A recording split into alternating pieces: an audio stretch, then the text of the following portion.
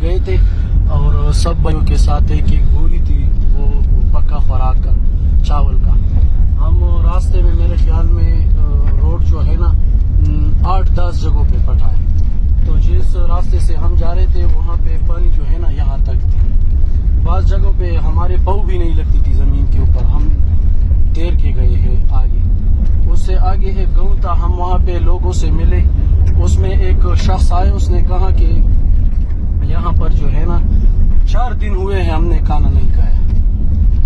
بچے جب وہ کل ہم ریسکیو کر رہے تھے تو 2-3 بچوں کو ہم نے پانی سے نکال دیا.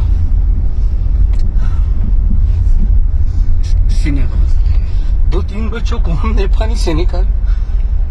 وہ اتنے بھوکے تھے، سارے رو رہے تھے. میں نے وہاں پر بھی 2-3 باتیں کی.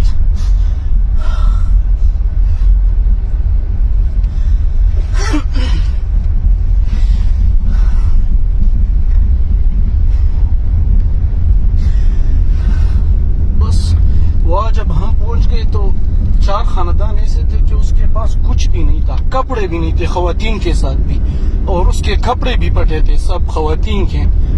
تو ہم نے ان کو چادریں بھی دی اور ان کو پانی سے نکال دیا باہر. میرے ساتھ 4 لڑکے اور تھے، میں خود گیا تھا آگے.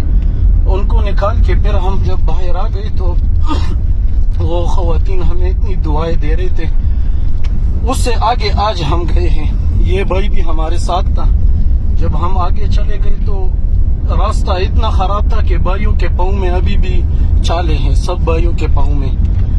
اور وہاں پہ لوگ کہہ رہے تھے کہ آپ پہلی ٹیم ہو جب ادھر آئے ہوں. یہاں پر نہ سرکاری کوئی آیا ہے، یہاں پر بہت سی تنظیمیں کار کر رہی ہیں، ایک بھی نہیں آیا. اب اس نے کہا کہ آپ واحد بندے ہو جب آپ ادھر آئے ہو، یہاں پہ کوئی آ بھی نہیں سکتا. اتنا خطرناک جگہ ہے، اتنا خطرناک کہ میں کیا بتاؤں. کتنا دور تھا وہ میرے خیال میں یہاں سے ہے 15 کلومیٹر دور.